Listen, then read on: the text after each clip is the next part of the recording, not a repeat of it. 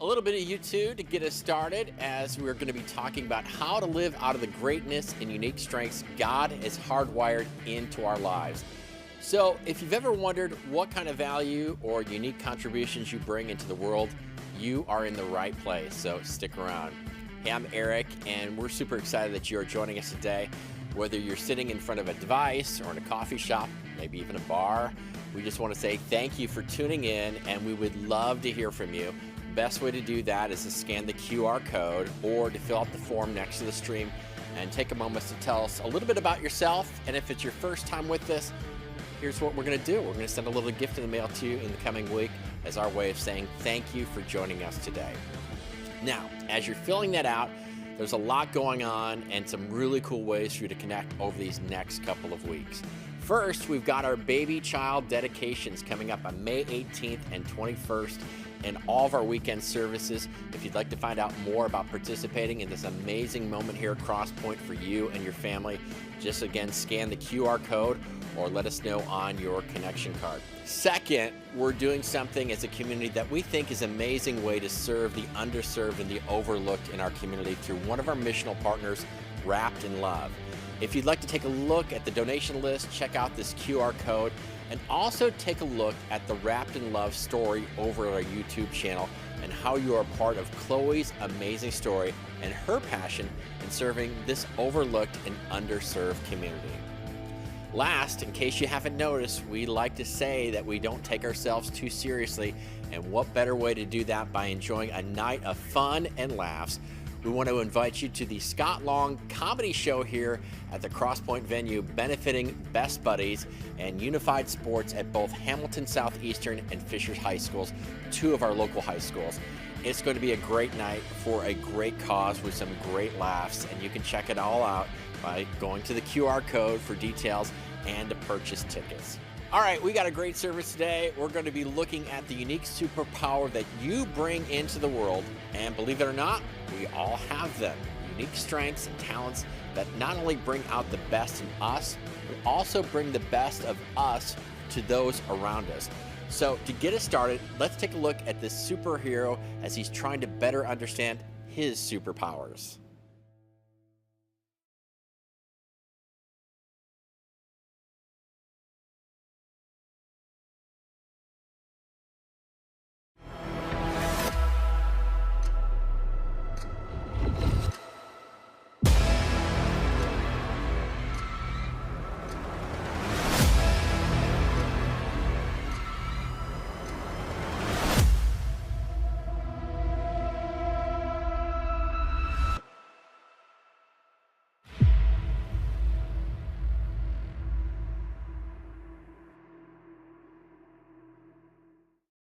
Oh man, what a great scene from everybody's neighborhood, friendly Spider-Man Homecoming. He's trying to figure out his superpowers. I mean, he's just new to this whole deal. He's trying to figure out, what his strengths are, and he's full of ambition, full of intention, good intention, and he has a lot of fumbles, a lot of moments, a lot of mishaps, a lot of moments where he is not operating out of an awareness of what he uniquely brings to the superhero world. And one of the things we see in Spider-Man is he is on this journey of self-awareness. He's on this journey of discovering what he is and who the future him is going to be, which is the journey that we're all on right now. And, I hope that this brings you some encouragement as you see movies like this and you see that, he starts here. And if you're familiar at all with the Spider-Man franchise, one franchise movie later in Spider-Man No Way Home, he actually, at the end of that movie, he gets his kind of purpose. He really sees, I actually do have gifts. He gets this just drop killer line that I'm going to show you here in a moment from his aunt and his Uncle Ben. And I'm going to kind of spoil that movie, by the way, if you haven't seen it. I think it's 2 years old, all right? And so don't go home and go oh man, I was going to watch that tonight. All right, I was going to go by Blockbuster, pick it up on the way home. All right, I don't even know what to do if you haven't seen it. All right, but he drops this line, or is given this line at the end of the next movie where he's developed his strengths. He's developed some of these things that has been hardwired in him to bring to the world. And he's told, with great power comes great responsibility. With great power. He's got amazing gifts and special powers that has been instilled within him. And not only does great responsibility come with that, but also great opportunity. And so today we're going to look at that. We're going to look at how we continue this kind of journey of self-awareness, of becoming the future you that you want to be. And I just really think actually self-awareness is a pathway toward that future you. In fact, I would argue that the self-awareness is the foundation of becoming the future you that you want to become. So welcome to Crosspoint. Man, excited to have you guys here. You guys excited to be here today? So excited to have you here today. My name's Curt. If we haven't had a chance to meet, it's great to meet you. Great to have you for the first time. If you're here for the first time, well, it's the first of many times. How about our friends online? Let's make some noise to those tuning in the online spaces all across the city, our state, our nation. Great to have you with us today. And just a quick recap on what we've talked about so far. We said, right now is the you now. And you are on a journey toward the future you. And so we're all kind of asking the question, how do I get to the you that I want to be, the you that I'm designed to be? And one of the things we looked at last weekend is we said, you're never going to become the man or the woman or the student that you are to be until, just on accident. I mean, it takes some very intentional steps to actually become the future you that you're created to be and that you want to be. And so every single day, you're making decisions and you're either getting closer and closer to that future you, or you're taking steps further and further away from that future you. And so, every decision we make is a pathway. And so today, we're going to talk about how to live out of the unique gifts, the unique talents that God has hardwired into us, your superpowers, if you will. Maybe not in the superhero realm, but you actually have things that are hardwired into you. And whether you believe that or not, really, again, comes back to a couple questions that we dove into in the first week, where we said, what do I actually believe about the person of God, the person of Jesus? Because how we answer that's going to dictate, how what we believe about ourselves. And then the kind of second question, what do I believe God believes about me? And these questions kind of lead us to even a deeper question, which is this one right here. Do I actually believe that God designed me on purpose and that I have unique contributions to bring into the world?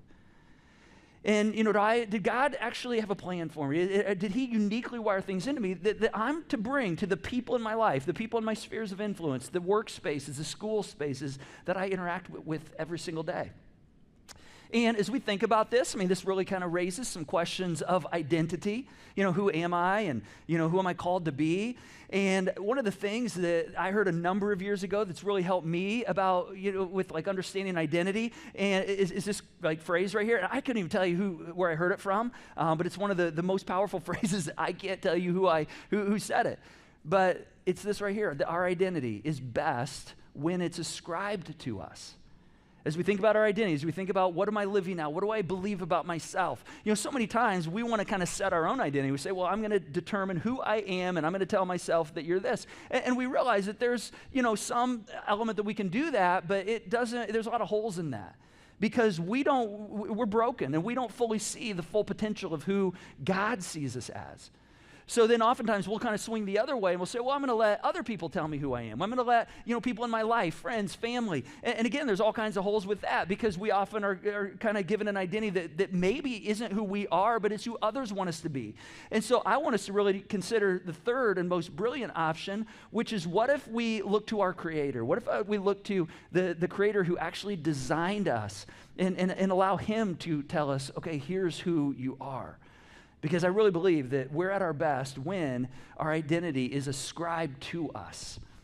So I want to take us back all the way to the beginning of creation and kind of look at the beginnings of your and my identity.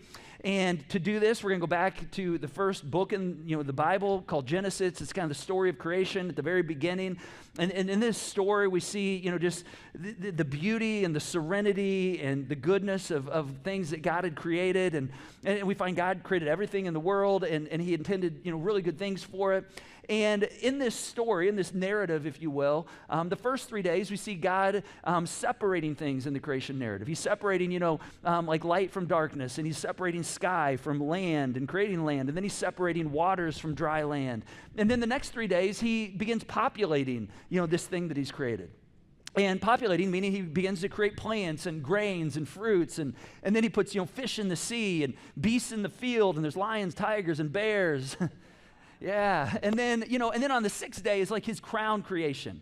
This is where he actually creates his gem, and this is where you're created. This is where I'm created. This is where humankind comes into existence. In fact, here's what Genesis 1 tells us. It says, so God created humankind in his image. I mean, that phrase right there is just loaded right there. Just think about that for a moment. In the image of God, he created them. So Moses, who's writing this, just reiterates the very first thing he said. He's like, I don't want you to miss this. He says, male and female, he created them. God saw everything that he had made, and indeed, he says, it was, look at this, very good. What he's saying right there, he's saying, you are actually very good.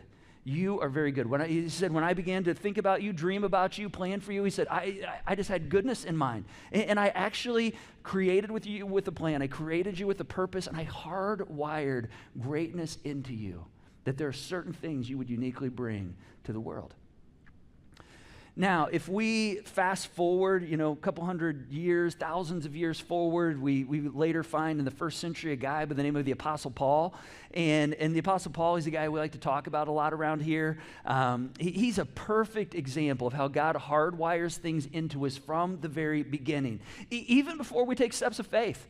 Even before we take steps to even, pursue or know who Jesus is. And we see this with Paul. In fact, Paul, in his early days, he's like a bad dude, right? Not like a bad dude, like, hey, that's a cool guy to hang out with. I mean, I'm not talking bad, like vile, just had a lot of destruction coming out of his life. And in the early days of his life, he's known as Saul. And then his name gets changed later. But Saul, in his early days, he was stubborn. He was hardwired to be single-minded and driven and fanatical, and he would use all these things that are hardwired into his life to basically actually come against the creator of the universe, to come against Jesus. He hated Christians. He was actually against followers of Jesus. And then one day he changed his mind. In fact, one day he came to this place where he had an encounter with Jesus and actually saw the real Jesus and the person that he is. He's like, oh my gosh, you're actually somebody entirely different than I thought you were. And he begins to follow Jesus. He used to be against him, he begins to follow him. And if you were like a friend of Saul's, you'd probably go, whoa, wait a second, dude. Like, I thought you were like against this guy. Now you're for him. Like, are you flipping and flopping? He'd go, yeah, that's exactly what I'm doing. He's like, I came into some new information. I had a whole new experience, and now I was totally wrong. I've changed my mind. And so he begins to go, just all in on following Jesus. And it's interesting because, when we take that step, our identity changes. We begin to become known as a child, a son or daughter of God. But what's really crazy is it doesn't change our talents that are woven into us from the very beginning. In fact, Paul, even after he takes this step, he's still stubborn. He's still single-minded. He's still, fanatical and driven, has this high command. But now, instead of coming against, the creator of the universe, he's actually helping people find their way to Jesus. He's actually using his talents, these things that have been hardwired into him, to actually, instead of create harm, to actually help heaven be more crowded one day. He's like, I want to help people experience the same Jesus that I've come to experience. And this is kind of a fundamental building block of this whole idea of talents and strengths and this superpower, these things that God just hardwires into us from the very beginning. In fact, here's one of the things Paul says about this when he's writing these letters later on. He says, now there are a variety of gifts, but the same Spirit. Variety of talents, gifts, strengths, but the same Spirit. I mean, they come from the same God. And there's a varieties of service, like different ways to serve and for these to be implemented, but they come from the same Lord. There are varieties of activities, meaning ways that you can express yourself, bring value to the world, but it is the same God who look at this, empowers them all in, and who does he empower them in? He says right here, everyone. He says every single one of us. Which is crazy, because what that shows us is that God actually, from the beginning, hardwires certain gifts, talents, strengths into your life that he intends for you to not only bring to the world, but for you to live out of, to experience the best future you can be. In fact, this is probably one of the reasons that, a lot of times we spend time thinking about this. You've probably spent some time thinking, at some point, gosh, what am I good at? Am I good at this? Am I good at that? I feel like I'm not good at this. We kind of self-assess ourselves. It's probably one of the reasons that if you've been in an interview, the two most common questions in interviews are, what are your greatest strengths? And then also, what do you consider to be your weaknesses, right? And these both make sense. I mean, I've been on both sides of the interview table, but this makes total sense. Sometimes we're like, gosh, why do I have to talk about my weaknesses, right? Well, it's not because we just want to hear what we're bad at or that we're not strong at, but there's an element of self-awareness in this. I want to know, does this person understand not only what they bring of value to the world, but do they understand their limitations? Now, we've all probably had like a canned answer to that, right? Somebody's like, what are your weaknesses? And you're like, oh, my weaknesses, I just care too much. I think I work too hard, and I expect too much out of people, And they're like, man, you are higher. That's the kind of person we love. Everybody loves that kind of person. That's like the canned response, right? That's the response we're supposed to give. But today, I want you to ask yourself these questions. I want you to just be honest with yourself. Do you know what strengths you bring into the world? Do you know what talents have been hardwired into you? All right, do you know where perhaps you're not as strong? What are some of the places where you say, yeah, that's just not a strength of mine? And here's the bigger question. You probably are very, very aware of the places that you don't perform as well. But let me ask you this. How intimate are you with your strengths? How intimate are you with the things that you do bring value on? Because see, herein lies the problem, I think, in us continuing to accomplish the future you that we want to be. And that is that, for most of us, we naturally focus on our limitations and our weaknesses instead of living and leading out of our strengths. And why is that? Well, there's a number of studies that have been done on this. In fact, in 2016, there was a study that said that, basically that people perceive their weaknesses as more malleable than their strengths. And more flexible, that's the area where I can grow the most, which actually isn't true. We think, gosh, if I've got an area of weakness, I've really got to ramp that part of my life up. It's interesting. A number of years ago, Tiger Woods, one of the greatest golfers who's ever played on the tour, there's a conversation between him and his coach where he recognized one of my limitations is I don't play well out of the sand traps. I'm horrible out of the sand. And so he said to his coach, I want to become excellent out of the sand. And Tiger's strengths are his incredible ability to just kill the ball, hit the ball long, far, and incredibly accurate. And yet he was accurate. He said, my game out of the sand is not strong. His coach said something really interesting to him. He said, hey, we could spend a lot of time working on this area where you're not overly strong. And yes, we don't want it to be such a deficit that it prevents you, it takes you out of tournaments because it's such a glaring hole. But at the same time, you only have a certain margin of increase in your area of weakness. He says, how about instead of making you excellent out of the sand, we build on your strengths and we just increase your long game and your accurate game so you don't get in the sand. And see, this is where we excel. This is where we excel. But we think, gosh, those areas of weakness, that's where I'm most flexible and pliable and can make the most impact, but it's not actually accurate. There's other data out there that says, for many of us, think about this, many of us, we actually we have a fear of our weaknesses, and that fear actually overshadows our confidence in our strengths. Think about that. Sometimes we're so concerned about the areas where we aren't strong that it actually creates a fear that overshadows the areas where we do bring a strength. And in fact, if we just simplify that phrase right there, this is really just an issue of fear overshadowing confidence. And it's interesting because, Paul, again, the Apostle Paul says something about this. He says, for God has not given us a spirit of fear, but of power and of love and of sound mind or of confidence. And yet, let's be honest, most of us probably pay more attention to the things we're not good at than the things that we are, right?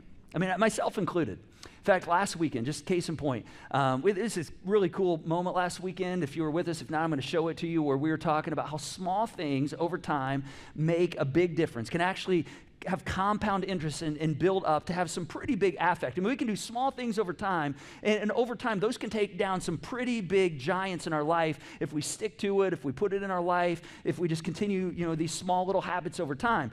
And we kind of illustrated this with a domino set that our production team had built throughout the week. And we showed, that just a small little domino like this, while it maybe can't make a massive impact, when it's compounded over time with habits and rhythms and sticking to things over time, it creates momentum, and those things can take pretty big things down. In fact, here was kind of the illustration right here. If you missed it last weekend, take a look.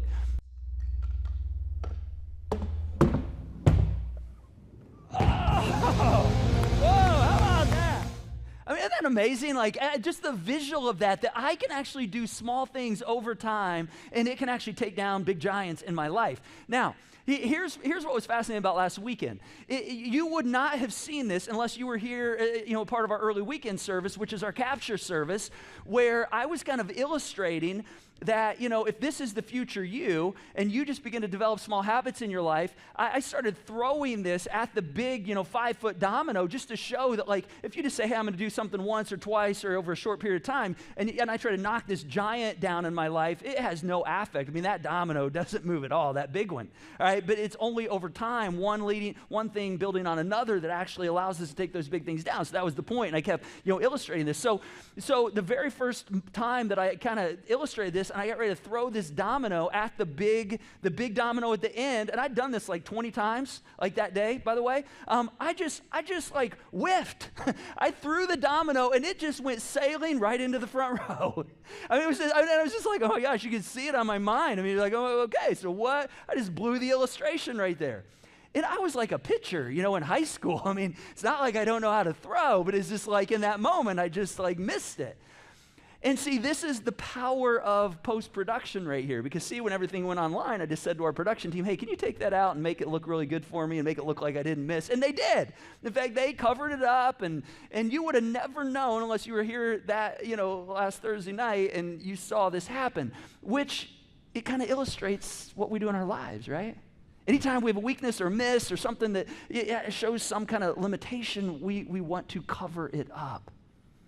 When actually there's some things to be learned there, and it's not like we need to celebrate it, but there's an awareness that, okay, that it's okay to have a weakness. It's okay to have a moment like that. It's okay to not be good at everything. Perhaps you've been at a party where, you were hanging out with friends and had a great time at the party and made all kinds of connects and enjoyed yourself, and you get in the car to go home at the end of the night, and on your way home, I mean, all you can think about is that one tiny little moment, that tiny little conversation or that awkward moment that you had where something came out and you put your foot in your mouth. Even though the whole evening was amazing, all you could focus on was that one moment where you actually kind of didn't do what you wanted to do, where you showed a sense of weakness. It's probably not a surprise, but we have a fixation with the areas in our life where we have weakness. And I think it's actually kind of been built into us. I think it's actually kind of been deeply rooted for many of us in our upbringing. It's been deeply rooted in even our education growing up. In fact, parents were studied a number of years ago and asked this question. They said, hey, if your student brought these grades right here home, an A in English, an A in social studies, a C in biology, and an F in algebra, here's the question they asked them. Which of these grades would you spend the most time discussing with your son or daughter? Now, you can look at that, and you can probably predict like which grades, research showed would be most discussed, right? And so English, parents said about 6% of parents said, hey, that's the one, the A in English, that's the one we'd talk about the most. Ironically, it's interesting, social studies, same grade, only 1% of parents said they'd talk about that one.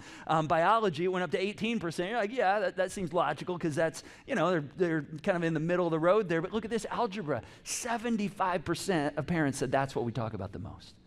And obviously, if your child's failing, you're like, we're going to have a conversation. We want to make sure they're not like failing school because they're so struggling in this area right here. But the researchers carefully crafted this question right here. They said, which of these grades would you spend the most time talking about? See, this is what happens. We naturally gravitate toward our areas of weakness. And as a result, our fear, it overshadows our confidence. But what if, just imagine for a moment, what if our confidence could overshadow our fear? Because there's actually some pretty amazing data on this. In fact, a Gallup research group, they actually have reported through research that when you begin to live out of the confidence of what you do well, you're actually 3 times as likely to report having an excellent quality of life. And you're 6 times as likely to actually be engaged in your work. In fact, Psychology Today, they actually listed 10 things. They said there are actually 10 things that happen when you live out of the things that you uniquely are wired to bring into the world. In fact, here's what they said. When we focus on our strengths, we're happier, we experience less stress, we feel healthier, we have more energy, we feel more satisfied with our lives, we're more confident, experience faster growth and development, we're more creative and agile at work, experience more meaning in our work, and are more engaged in our work. And I think those are all things we want, right? So the question is like, how do we do this? Like, how do we create this? Well, I believe knowledge is power, and I believe self-awareness is actually the pathway to the future you. And so if that's the best pathway to the future you, then I think we have to be aware of our weaknesses, but I think we have to get very, very intimate with our strengths. So I want to help us do that here today. So we're going to bring one of our strengths coach, our certified strength coach, to talk about this a little bit with us, which just happens to also be my wife, Julie. Let's welcome my wife, Julie, up here to the platform with us today. The music, turn down the lights. So good to have you. Got a feeling I'm gonna be alright, okay, alright. It's about damn time. All right, so if you don't have never met my wife, this comes very natural doing strength coaching. She's now you're now certified in this, have been. But this is a part of your life. Like, you're a coach professionally with educators, but it's not just what you do for work. This is also what you do in our family. You did this at Crosspoint for years with our kids' environments, with, for our leaders. I mean, all around. You are a coach. Why do you have such a high belief in strengths? I mean, tell us about your journey to getting to why you've so built into these. Well, just as you talked about, my whole life, I guess I feel like people need to be seen and heard. I've always felt that way. I think that's why I love what I do in my day-to-day work. And so, gosh, it was like 3 years ago, one of our administrators came to our administrative team and said, hey, I'd love for us to do this strengths assessment because I really think it could help us work more effectively as a team. So I was like, sure. Because Curt and I have taken lots of assessments. Lots of assessments. Yes, I feel like short of them doing like a blood sample, like I feel like I have been told all the things I'm good at and all the things I'm not so good at. So I was like, yeah, and I'm pretty sure I know how this is going to come out. And so I went ahead and took the assessment, and I was like so surprised at how I felt differently with this assessment, not because it can't be paired with others, but after taking it, I was like, oh my goodness, like this is like valuing what I bring. And then also hearing and seeing what my colleagues, their assessments came out as. It was a very positive experience. And so I was like, gosh, I've got to get trained in this. And so really cool, with this training, it's not just you go to the training, but you also then have to take an assessment, do some coaching, and those people evaluate you. But after the week-long training, our trainer said, please, I know that there's these extra steps of this assessment and of coaching, but he's like, please, please, please do this. He said, because we need all of you to help share the news that every person has talents, every person brings strengths, and the more of us that can do that, the better this world's gonna be. And I'm super excited to share that by June, I will have supported close to 100 people over this last year, helping them identify what their talents and their strengths are. That's pretty awesome. That's amazing. Yeah, that's really cool, isn't it?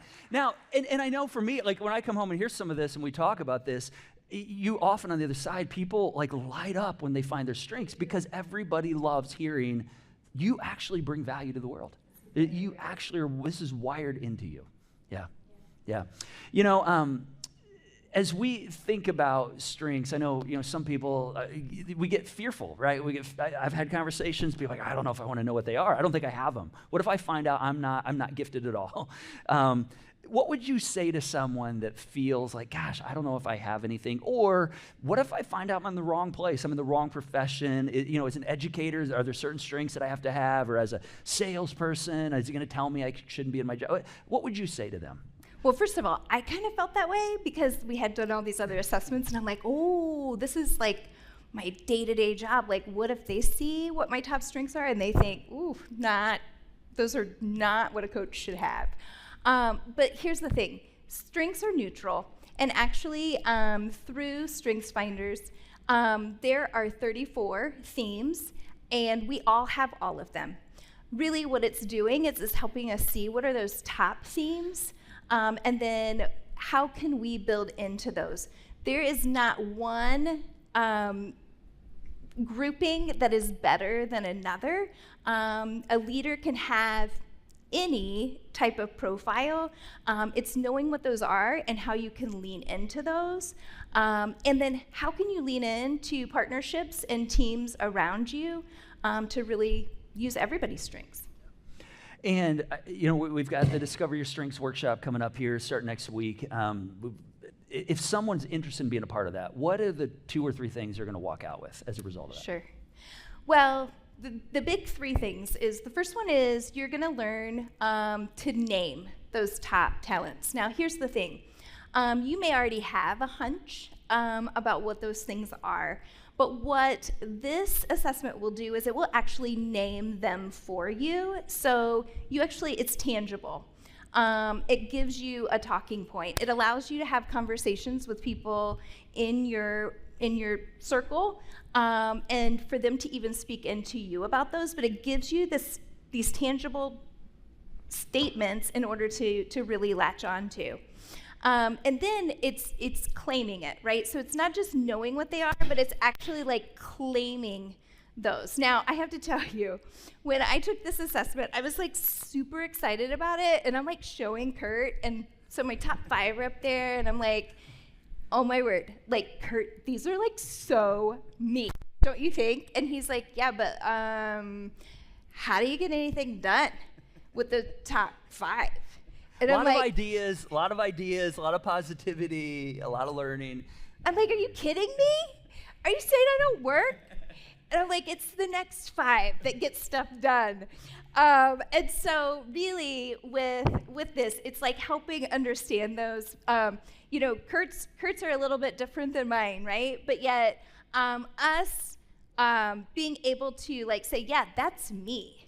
The cool thing too about claiming it is I started seeing like connections across my my whole life. And so like you'll see connectedness right there. You're probably like, yes. However, here's crazy thing. Like as I look back at my life, I'm like, I remember in 6th grade, I was so wowed by the fact that we were reading a story in language arts that connected with social studies, and I remember coming home telling my family, not another person cared about this, but I was so excited about it. And then fast forward to when we named our children, they all had to have a connection to our family. I mean, by the 4th one, it was getting a little tricky. And they all had to have an M name. By the time we got there. By the time we got there, yeah. Right? I was pregnant, so I didn't realize that they were all M's till we got too far into it, so we had to stick with that, right? But this whole thread of connectedness, you're seeing the thread, has been happening across my whole life. Yeah.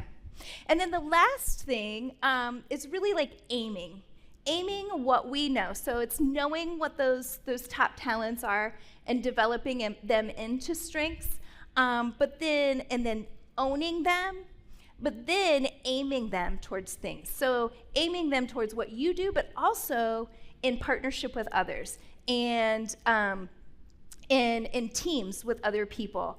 And so in order to do that, we have to have practice, though. It's not going to be perfect every single time.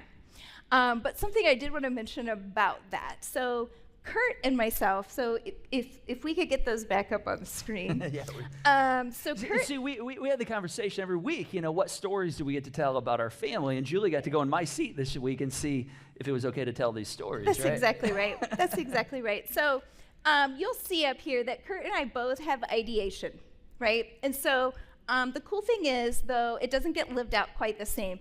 A friend of ours was saying that like these strengths or these talents are like spaghetti. Because the way in which they intertwine for each person's unique. So it's not, he's like, it's not like waffles and syrup, it's like spaghetti. And I do love that.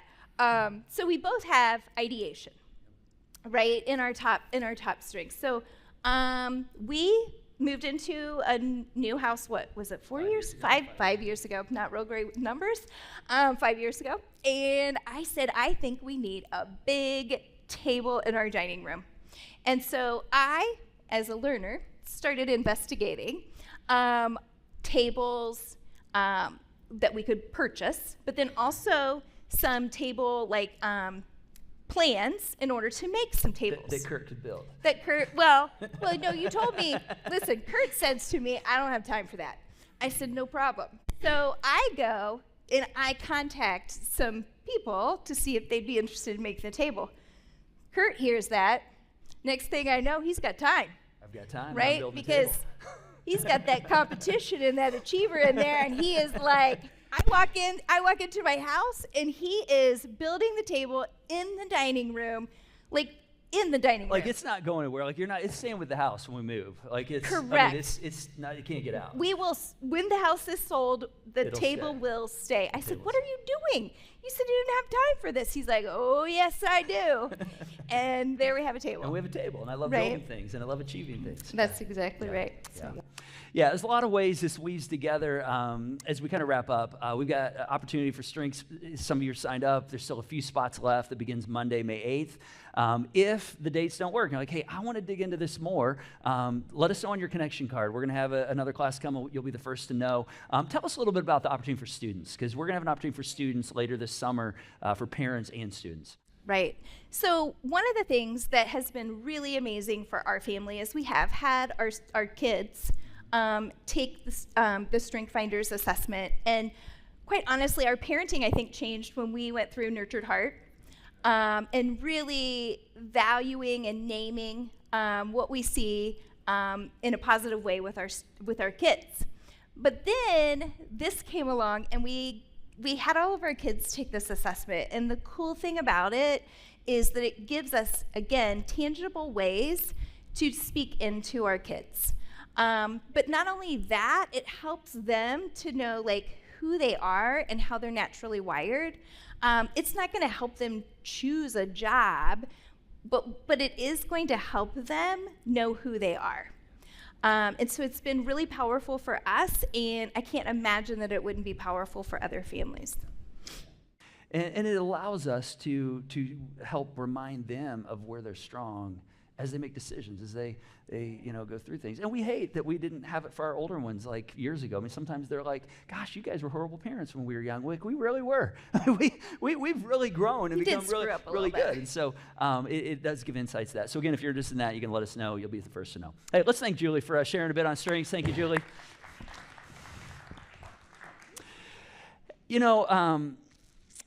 You might be thinking, okay, how do I begin to get a handle on this? Why is this such a big deal? I want to kind of close by telling you just a quick story. This has been really significant for me over the last number of months. In fact, over the last 2-3 years, everybody's jobs change, life's change. We take on different roles. We begin to operate differently based on gaps and the demands of the season. I discovered something over the last 2 months or so. For those of you who've been around here, we did something called the Renew Initiative earlier this spring, and it was really just this burden we felt that God was saying, hey, we need to renew our hearts and our lives and our energies around what God is doing and Jesus is doing in us and in our community and helping other people, find him. And it was just a really powerful experience. And part of that was, renewing our commitment to how we're using our time to fuel what God's doing, how we're using our finances to fuel what God's doing. There's always a funding component.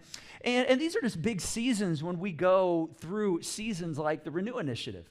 And, a lot of times there's a lot of heavy lifting, and this was no different. A lot of pastors don't enjoy seasons like this because it's just the demands of raising people up and orienting people around a common vision and pushing forward through things that, we say, gosh, can we go here? God, how do you want to help us get to these places?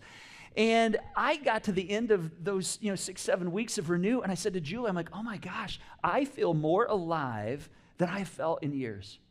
And I said, but I've been working a lot. I've had a lot of heavy lifting. And she said, well, yeah, it's because of your strengths. And I'm like, what do you mean? And then she showed me this kind of profile right here, which is the domains of the four different areas of strength. And you're not going to be able to read this or see it online. But let me tell you, the orange up there, a lot of my strengths fall in orange, which is influencing. And during the Renew Initiative, a lot of my job was activating people, getting people activated around a mission, inspiring people, challenging people through creative ideas and casting a vision of the future, which are all of the things that are some of my strengths, and then orienting around things that we don't know if they're possible or not, but we're going to push ahead and see if we can leverage our lives to something bigger and beyond ourselves. And I began to realize, she said, this is why you're feeling, so alive. It's like you found the pocket. And it was just like this light bulb went off in my head. And she said, you're actually made for moments like this. And in that moment, I became reacquainted with my strengths because I was able to not only name them, but claim them, say, yes, that is me, but also begin to aim and say, okay, how do I operate more and more out of these domains? And so I've just continued to believe this really is the pathway to becoming the future you, is how do we understand this more and more? So I want to give us a couple questions as we kind of wrap up, a couple next steps, if you will, for you to take this week. You don't have to attend the class to begin to do this. You can if you want to dig deeper. But I just want to give you two questions to begin to think about, okay, what are those areas for me? First question is this: what are the common threads of how you've naturally thought, felt, and behaved over time that bring you energy? You know, what are the things that when you think about certain things or do certain things or you operate in certain realms, you're like, wow, that just, man, I feel like I am in the pocket. I mean, I feel like I am living right there. I'm bringing the best of me to those moments. Just pay attention to those. Write those down. I mean, you probably know what some of those areas are, but those are things that are hardwired talents in you, and you're developing them into strengths or have developed them into strengths. And then, of course, the flip of that is, you know, the second question, which is, you know, what are some of the common threads that are things that, man, they just suck you dry? I mean, you do them and you're just like, oh my gosh, when I have to do this, or when I have to spend a whole day in relationships and engaging with people, it sucks me dry. That means you probably don't have relational strengths. You're wired differently. But pay attention. What are the things that man, when I have to execute or behave or operate in these realms, man, they just suck life out of me. Because those are probably areas that you're just naturally not going to find that you find a lot of life in. And that's okay. It's all part of how God wired us. But I'm telling you, this will begin to hone you in to where you can say, okay, how do I live more out of the things that bring me life?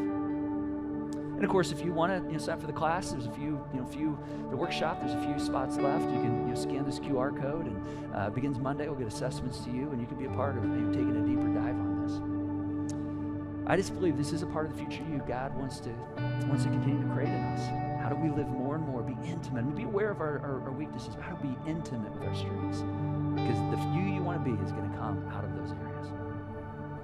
All right, let's stand and pray for us. We're going to sing one more song. Heavenly Father, thank you for, thank you for hardwiring into us, having a plan, a dream from the very beginning of how you're going to create us, knit us together, the unique ways you're going to shape our lives and build things into us that we can uniquely bring to the world. Some of us, we still are trying to reconcile that in our minds right now. I just pray that you would just bring a confidence to us. Help us, even in this moment, to begin to see some of those places where we bring value.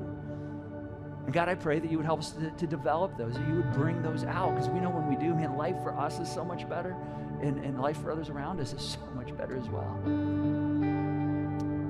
God, I just pray that as we wrestle with, where we bring value, how we bring value, even the question of, God, did you wire those things into us? Maybe for some of us, the first step we need to take in this journey is just recognizing that you did. And God, you do love me, and you are a good God. And in fact, that's why you sent Jesus. And maybe even for you, one of your first steps in leaning into that is just saying, okay, I need to trust you, Jesus, and follow you with my life. And perhaps right now, you've never taken that step, and you're just feeling a tug in your heart to say, that's the step I need to take right now. You can do that right now. There's no magic to the words. God knows the intention of your heart. If you just say, God, I want to know your goodness and grace, and that you are a good God and have good plans for me, and I want to begin to follow you.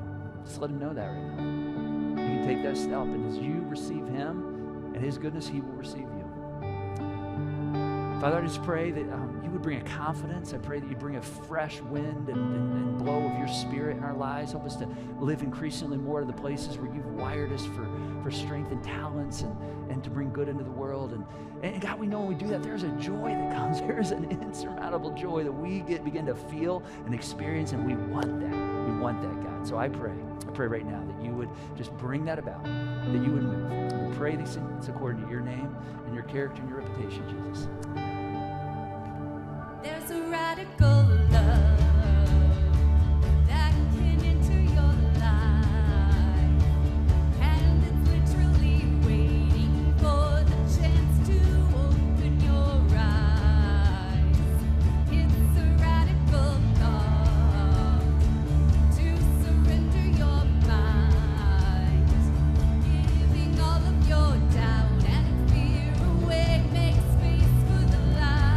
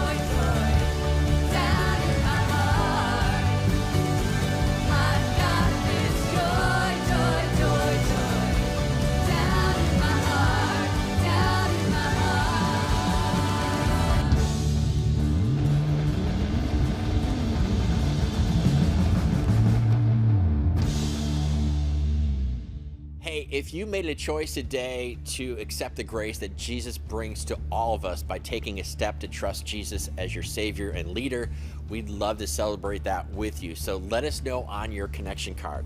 Now, if you'd like someone to pray with you today, simply text the keyword "need prayer" to 317-834-7373, and our prayer team will be in touch with you. And if you're a giver, I just want to say thank you. You make all of this possible with your generosity through the Joy Box. And if you want to become a giver, you can go to the Give button at the top of the screen or crosspointweb.org/give, and know that when you do that, you are empowering this message and all the goodness that comes out of this place. And you're investing in making heaven more crowded. On behalf of all of us, thank you. Thanks for joining us today. We can't wait to see you next time for part 4 of The Future You.